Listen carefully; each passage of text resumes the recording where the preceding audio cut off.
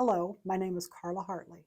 I'm the managing partner for Hartley Law Group, a multi-state law firm which practices family and probate law in primarily Texas and California. We have attorneys that are licensed in both states and some attorneys that are licensed only in one state or the other. However, we aim to ensure that we are intimately familiar with the law in every state in which we practice, and we want to make sure we get you the best results you can possibly get under the law and facts of your case.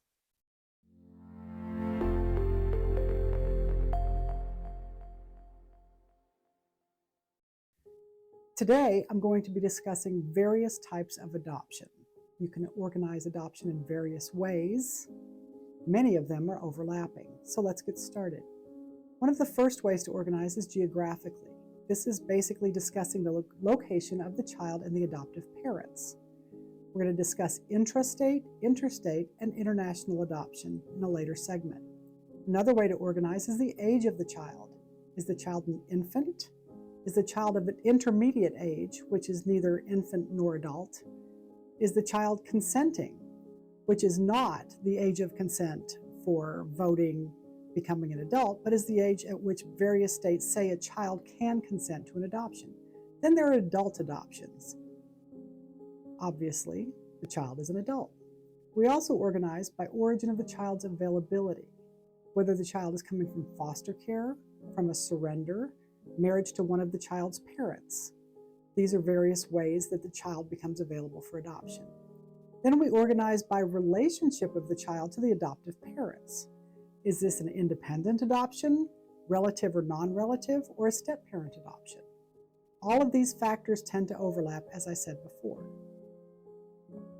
I'll discuss this later in more detail. In this segment, I'm going to be discussing solely the geographic categorization of adoptions in more depth. This regards the location of the child and the adoptive parents. In intrastate adoptions, the child and the adoptive parents, hopefully the biological parents as well, are all in the same state. The law of one state will apply, and that makes these things a lot simpler. Note, no federal Uniform Adoption Act has been passed, so the processes and protections can vary from state to state. This is something you want to make sure your attorney is aware of. This becomes more relevant in our next segment, interstate adoptions. This is where the child, the adoptive parents, and possibly even the biological parents are in different states. In this circumstance, we often have to comply with laws of various different states. For instance, some states will have different requirements for a parent to surrender parental rights. Others will have different requirements for termination of parental rights. And depending on where the biological parents are found, we have to comply with various different types of laws.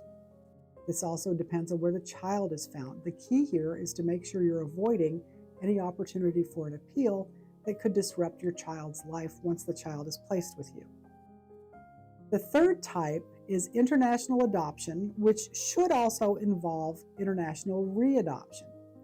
This often involves a non-governmental organization here in the States, which is coordinating with an agency in the subject country where the child was born or is found. The child gets adopted first pursuant to the laws of the nation where the child is found. But although that gives the child parents who are U.S. citizens, that process does not confer U.S. citizenship on the child. For the child to have U.S. citizenship, the parents must undergo the international readoption process, which takes place here in the States. International readoption is a lot less expensive than the actual adoption of the internationally located child. But if you want your adopted child to have no problems with things like getting a driver's license or enjoying various government benefits, it's best to handle the readoption promptly upon the child's entry to the States. Many non-governmental organizations that help with initial international adoption will help with the stateside readoption for a very low additional fee. I strongly recommend that you don't come to us for that years later, but that you handle it with the NGO at the time of the adoption and pay those couple hundred, sometimes couple $1,000s more to handle it at that time. If we have to go back in and fix it later, it's going to cost you a lot more money, and it can disrupt services that are available to the child. In this segment, I'm going to be discussing the categorization of adoptions by the age of the adoptive child. Let's start with infant adoptions. The protections for an infant tend to be much higher for infant adoptions throughout the states. The child cannot be interviewed. Courts are going to want to ensure that the person giving up the child for adoption, which is usually mom, does indeed have the authority to do so, that she's actually the mom. Often in infant adoptions, the child will go home from the hospital with the adoptive parents right after birth. That is actually most common. However, this does create problems for the biological father, who may not even know his child is being given up for adoption. At this point in Texas and California, where our firm practices, both tend to regard a father's failure to follow up during pregnancy as a failure to exercise his rights and responsibilities with regard to the unborn child. This doctrine has been named in various states, not necessarily Texas and California, the doctrine of prenatal abandonment. There are ways to protect your rights to prevent your child from being given up for adoption, but you cannot wait, dads, until the child is born. A father must take action during pregnancy to step up and show he intends to be a dad. The intermediately aged child is going to be interviewed, but isn't at the age of consent. This is going to be a child who's maybe 4 years old, I think is one of the earlier interviews, where they have the ability to understand what is going on, but they are not at the age of consent, which can vary from state to state. 12 to 14 is your most common age of consent for adoption. This interview is aimed at the best interests analysis. What is in the best interests of the child? It's just what it sounds like. Is it in the best interests of the child to be adopted, to have this become a permanent placement? Given the child may or may not know one or both of his or her parents, there's too many variables in these cases to discuss this in depth. You need to call an attorney who practices in your local courthouse. Then we have the consenting child. Again, still a child, not at the age of adulthood. This is usually 12 to 14 years of age, as I previously stated. Not only will the child be interviewed, but if over the age of consent for that state, the child must give his consent or her consent to the adoption. The age of consent, as I said, does vary between states. So if you're not in Texas or California, check with your local state. The best interest of the child is still the essential component here. Is it in the best interest of the child to be adopted and for this to be a permanent placement? Because these consenting children have an idea and understand what is going on, that is why we need their consent, why the court is going to require it. At this age, a child is, I'm not going to say won't be, but is extremely unlikely to be adopted against their wishes. Then we have the adult adoption. Adult adoptions are fairly common but tend to be a lot less litigated. There is no need for interviews by the state or county investigators because adults have the power to consent and contract. This is going to be somebody over 18 who wants to be adopted by, sometimes it's been, the person who has actually been raising them for all these years, but couldn't actually go through with an adoption while they were younger. So they wait till they turn 18 and they say, hey, dad, I want you to be my dad. Hey, mom, I want you to be my mom. This requires the consent of the adult child and of the adopting adult. Continuing in our discussion of how to categorize different types of adoptions, we can categorize by the legal origin of the child's availability, or the legal process through which the child becomes available. Start with foster care. In many states, this is called dependency. I know in California, it's governed under the Welfare and Institutions Code, which doesn't sound like foster care at all. Texas has a different code section for this, but what we're talking about here in federal statutes is generally referred to as foster care. So we don't deal with children coming out of foster care. We prefer not to. I had a brief stint with this, and I find the cases just absolutely too heartbreaking. In foster care cases, the prospective adoptive parents don't have enough rights. The biological parents are entitled to a great deal of services. This can drag on for a couple of years. And too many times I've seen children have to go back to the biological parents.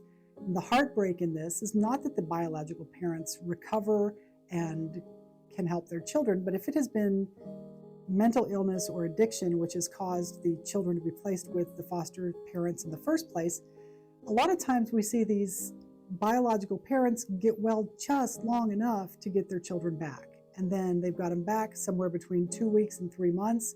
The children are back in the foster care system. So I don't deal with this as a matter of choice, and I don't have our firm dealing with it in either state as a matter of choice.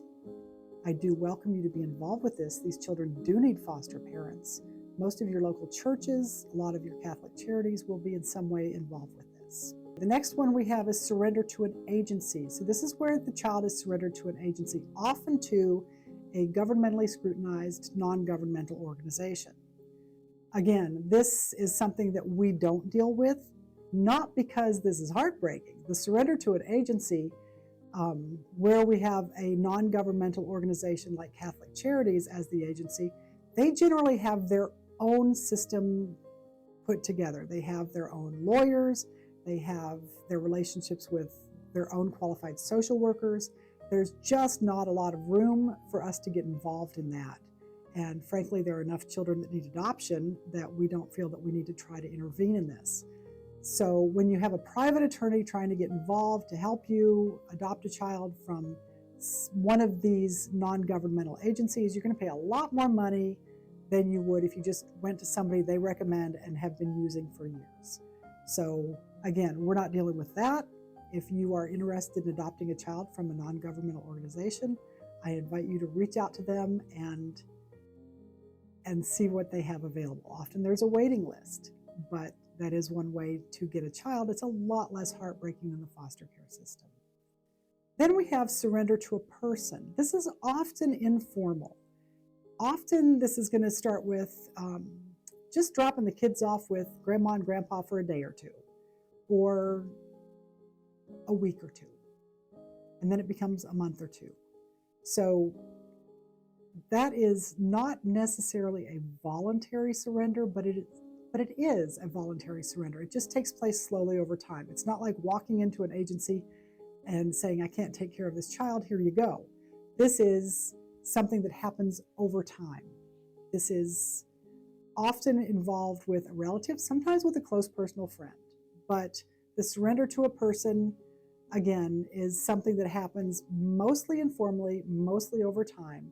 And what we usually try to do is suggest that in this circumstance, the person with whom the child is found should pursue some legal means of having custody and control of that child. Now, sometimes a surrender to a person is a little bit more formal. They'll do like, I've seen, downloaded guardianship paperwork, temporary guardianship paperwork off the internet. That's not legal. It's good enough to maybe get you the right to enroll the child in school, the right to take the child to, the doctors. It gives the doctor some coverage if they're treating the child. But for the most part, that's not going to be what you need to pursue the next steps with the child. Now, of course, the next step, the aim, is adoption. So the other legal origin we have often comes out of the surrender to a person, the informal surrender, and it's guardianship. This is where you apply for guardianship, or in Texas, conservatorship of a minor child. California, we call it guardianship. Texas calls it conservatorship. So the guardianship or conservatorship of a minor child is where you have been granted by the court the rights and responsibilities of a parent with regard to this child. You have the right to make decisions about where the child should live, to take care of to see to the care and custody of the child, to ensure the child receives an appropriate education, and you have all of the rights and responsibilities to ensure the child is taken care of with regard to medical, dental, therapeutic issues if it's needed. So guardianship is formal, and conservatorship in this context is formal. It is granted by a court. It's not downloaded from the internet. Although if someone's given you a child downloading something from the internet, take that. That's proof that can help you later get this formal guardianship. The last way that I want to discuss as an available legal origin of the right to adopt a child is if you have married a parent of the child. Essentially, you've become a step-parent. You're a stepdad or a stepmom, and you desire to adopt your spouse's child. Now, there are a number of precursors that are going to be required for anyone who wants to adopt a child that has been made available by any of these means. But we're going to be discussing those precursors and what has to happen for you to adopt a child in a different segment.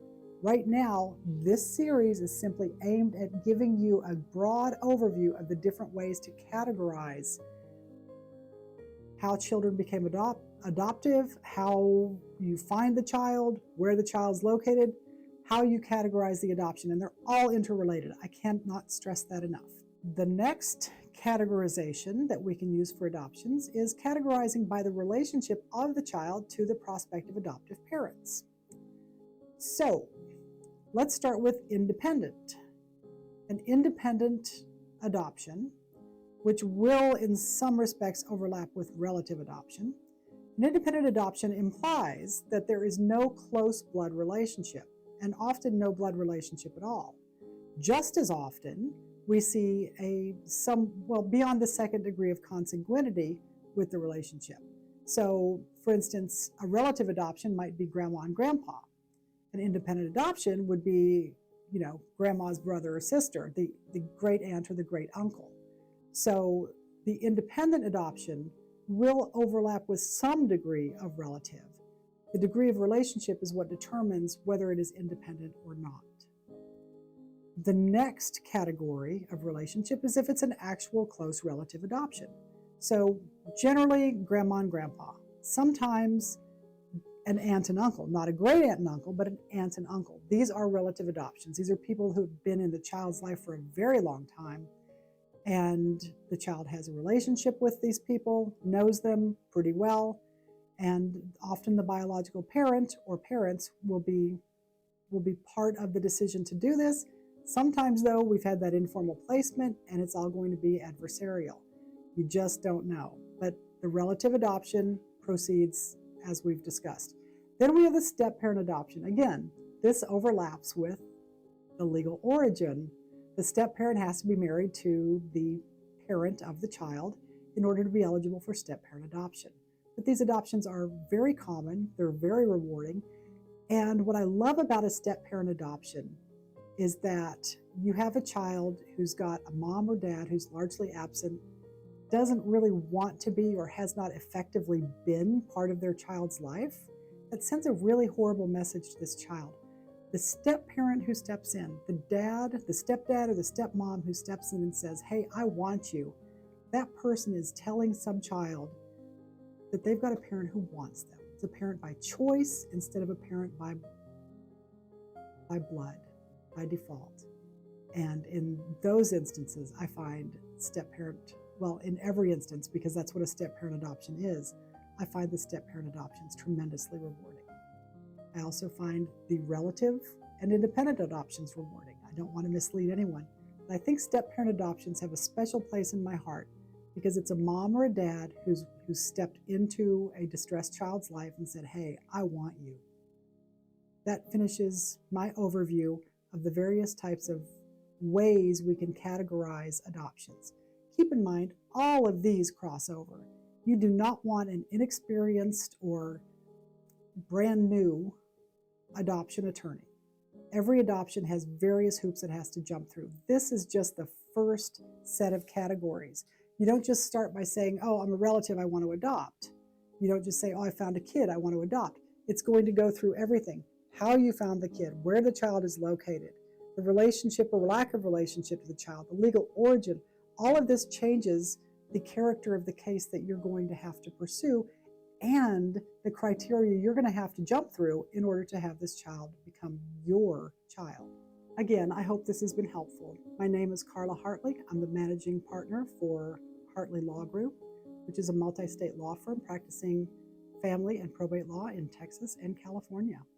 It's my sincere hope that if you have found any of this helpful or interesting and need more information, you will take a look at our YouTube page where we have more videos, more information, or our website where we also have more videos and more information.